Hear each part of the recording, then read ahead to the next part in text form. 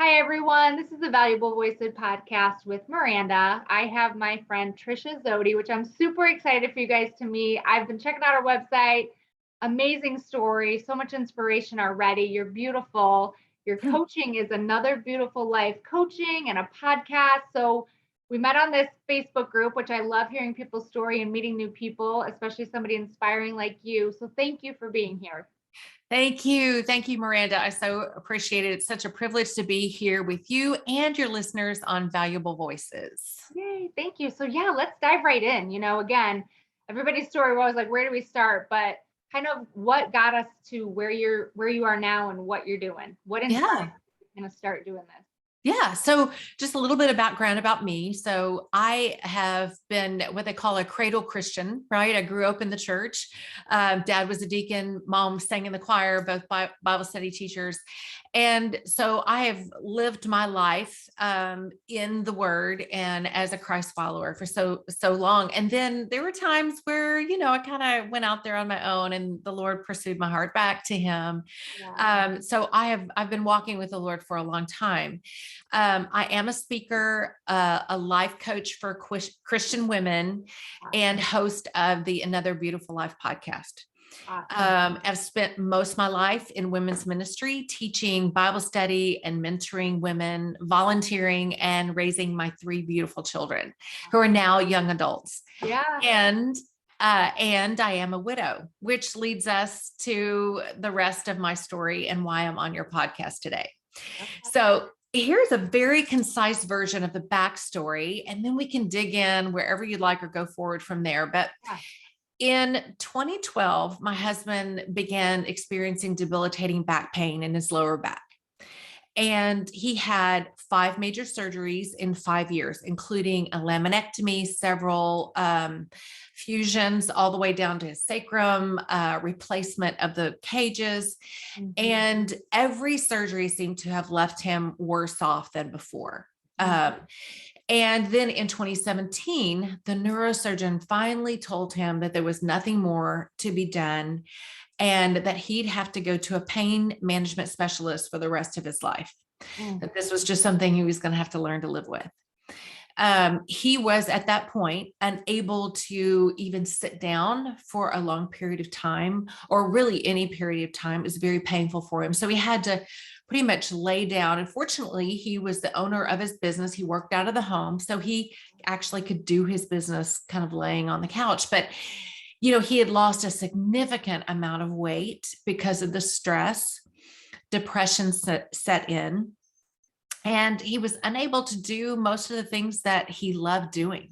Yeah. And so he really kind of lost himself. In fact, would say things like, "I'm just a shell of the man that I used to be," and really became hopeless. And then in August of 2017, now he's already in so much chronic pain every single day in his back. And one day he woke up and he was just, he was having we think it was a virus. I think I had kind of the same thing. It was just a headache, but it started at the top of your neck and then kind of went all the way down to your shoulder. So basically that morning he woke up and head to toe, he was in pain. And I had gone off to work that day, and he had just been despondent and hopeless. And that day he had just decided it had been too much, and he took his life. So after his suicide, I found myself in complete despair and overwhelm and vulnerability, like I had never experienced before, just a sense of real desperation and lostness myself, because of course he was my spouse for almost 30 years. And he was my best friend. We did everything together, and we had dreams and desires for the future, plans that we had already made about retirement and grandchildren and all the fun things. And then my life was over in an instant, my life as I knew it as well. So I had no idea how I would go on. Yeah. Quite frankly, I honestly didn't want to go on. Yeah. I felt like I would just be better off if I had just, died there right along with him. I never thought that I could have anything beautiful after that. We lived a very beautiful life. And it wasn't extravagant. It was just full of love. Yeah. And we got to do beautiful things, and we had beautiful children, and we, Yeah. we were just, life was just good. And now all of a sudden there was no more life for me. And again, not feeling like there was even life after that. So, Yeah. in my own deep darkness, in my own place of hopelessness at that time, God just kind of reached down Mhm. and whispered to me, Tricia, you can have another beautiful life.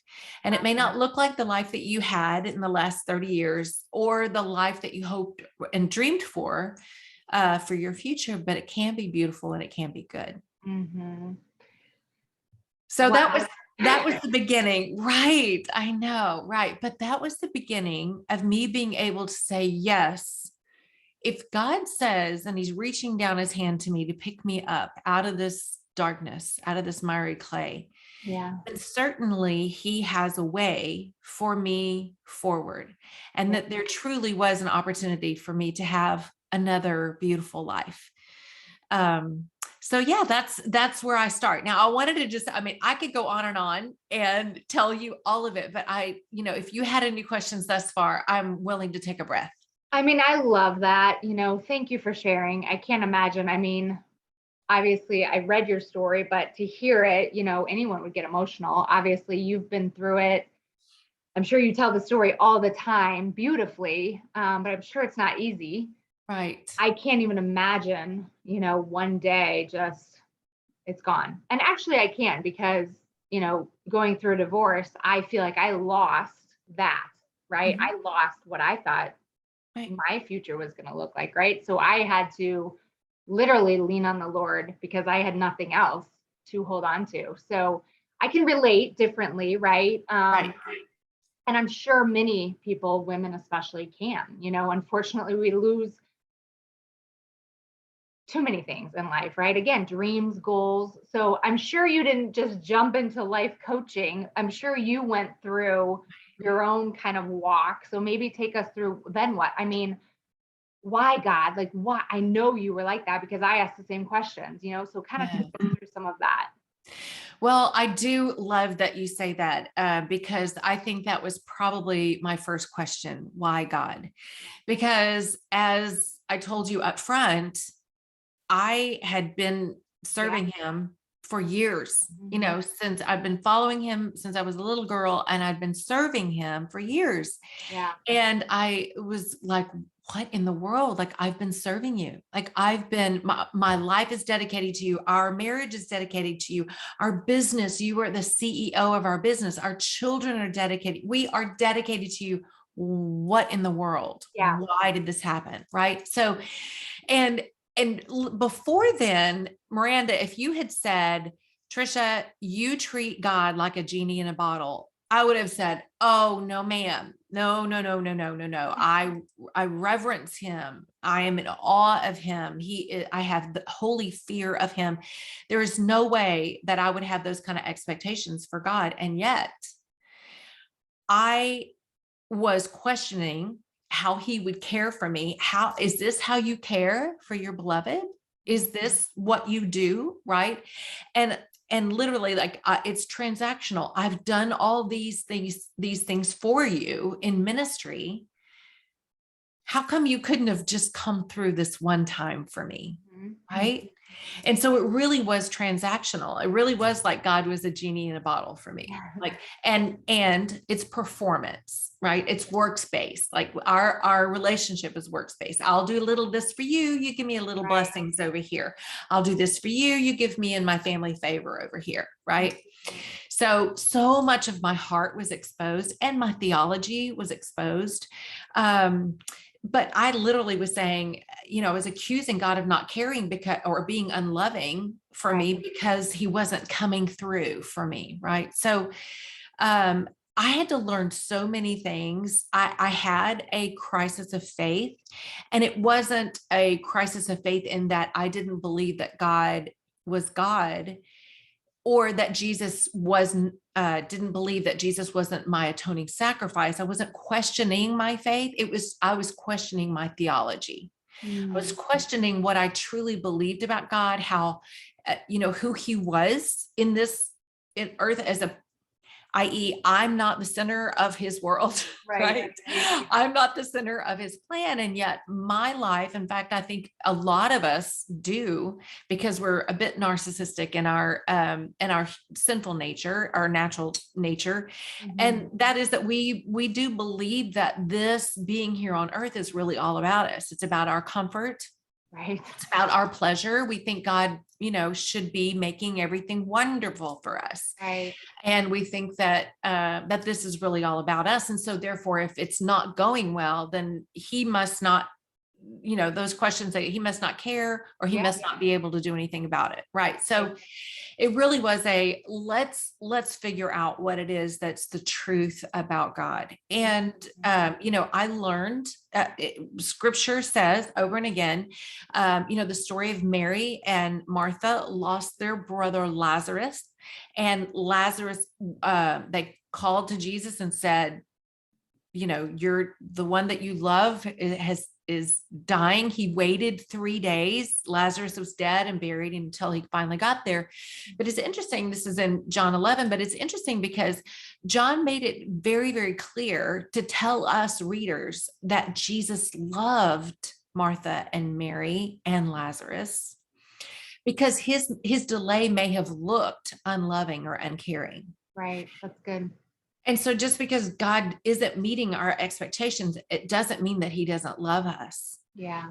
In fact, there were so many times where I felt like I heard from the Lord as I'm crying out to him in prayer every day for Brian's healing, that I really felt like God was telling me or giving me a word, like, just wait, or, and what I did is I made that message mean something. Sure. I made wait mean, if you'll just wait, I'm about to heal him. You just wait. Right. So I put my bias on what God meant when he's, is highlighting this word wait for me. And when it didn't come to fruition, what I thought I was waiting on, then, what the heck, God, what kind of that God are you? What kind of father are you? Right. So we do that, right? Because we're very narcissistic, and we think this world and this is all about us. And we expect God to act a certain way. We expect him to do things a certain way. And it's all revolved around our little lives. Right. So in this crisis of faith, I really got to understand God in his sovereignty, and truly more about like, why are we on this earth, and why did he create this earth, and what are we here for? Are we here just to enjoy the beautiful sunsets at night and the sunrise during the day and the beaches and the, all the other beautiful things that he created? And no doubt he created those for our enjoyment, but is that what it's about? Right. So two of the things that I knew that I needed to understand, that I needed to learn, and I did very, very quickly, is to know who God is, and who I am in God. Now, it's interesting because these are things, as you can imagine, I've grown up with. I have known intellectually. I've taught Bible studies before. I've mentored Christian women. I've been in women's ministry. Yeah. Right. So these are things that I know intellectually, but when the rubber hits the road, when it came to a very personal walking out of my faith, it was like, oh, maybe I don't really understand who he is for me in my life, and who I am in his world and his plan. So to understand the character of God, who he is, all his attributes, when we understand that he's a loving and caring God, full of mercy and steadfast love, and then we understand our place in this life in conjunction to him and his place, then we understand who he is and this whole thing that's called life, why we're here. Yeah. And what is our eternal destination, and what that looks like, what happens after, and all the promises, and understand the big picture, then we're able to get outside of our narcissistic view that living here on earth is for our comfort and for our pleasure. Why are we here? We are here to glorify God. Yeah. And the big picture is that we're here for him, and it's about him. So understanding that allows me to have the view that when bad things happen to me, it's filtered through the truth that this is for his glory. Right. And with that, my message changes, because with that, I believe that God is sovereign over all things. And I believe that he has given us free will to choose, right? Even he's sovereign, even over that. He's omniscient and not bound by time. So he knows everything in the past, everything in the present, and everything that's going to happen in the future. So that means that he knew from my conception, he knew the days, every day that of my life that's written in the book. He knew that this would come. He knew that I would be a widow at this time, and he knew how that would happen. He knew it all. Yeah. And so in the fullness of his character, I can look back and see he has prepared me for that moment, even. Right. And so having the focus filtered through the understanding of what my life is really all about, to live and move and exist in him, for his glory, allows me to say, you were good then, you're good now. And if that's the plan and this is my lot, you will be good in the future. So if this is what I'm supposed to be doing, then I know that with him, like you said, leaning into him, holding on to him, my soul clings to you, into your right hand. If that's the truth, and if I can do that, then I know that whatever I'm headed towards, whatever's in front of me, I can handle, because I'll be handling it with him who knew ahead of time that this was coming. Yeah. Right? Wow. And I think that didn't happen overnight. No. It was it was a process, and it was literally wrestling with God. Yeah. Because, when you have a crisis of faith, it is not an overnight thing. It really is a, piece by piece, what do I believe and what is the truth? And the beautiful thing about that is I didn't even really need someone to help me through that process. It was me and the Holy Spirit. Wow. Me just sitting there raw and open and saying, okay, I don't understand, because if you said wait and I don't understand wait, then I don't understand what you mean. What are you talking about? If the Bible says that you are good and this doesn't feel good, then what does good mean? Yeah, absolutely. Yeah. If the Bible says that all things work together for good, and again, this doesn't feel good, what does good mean? I have such a bias of what these promises mean. Yeah, we all do. And they're all about me. Yeah. And it's all centered around me. So if I can say to him, it is you, Yahweh, Jehovah, to you that I surrender. And I have absolutely nothing to offer except for what you give me.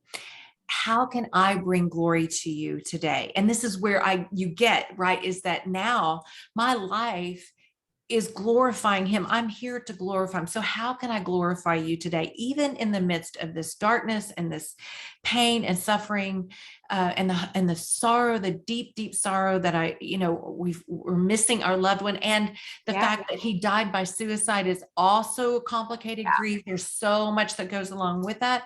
Yeah. But my life is I have nothing. I have nothing.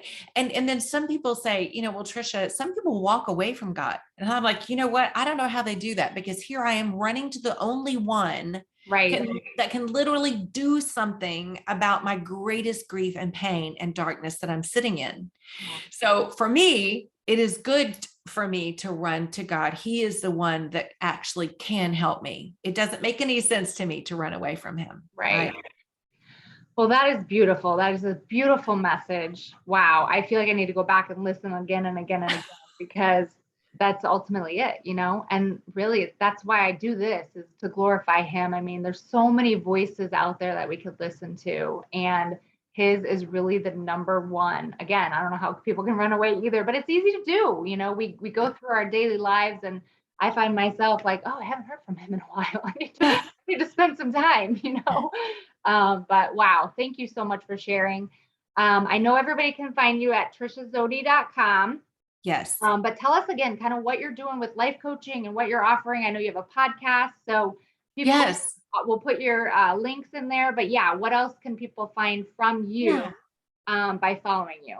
Well, real briefly, I love my podcast because my podcast began as kind of a therapy for me, and it was a slow rollout of my story.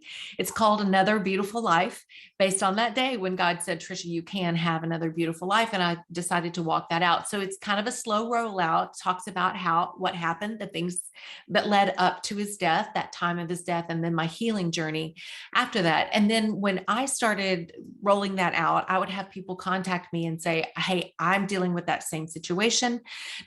I don't have a husband that died, but I have something else. And can you help me walk me through this?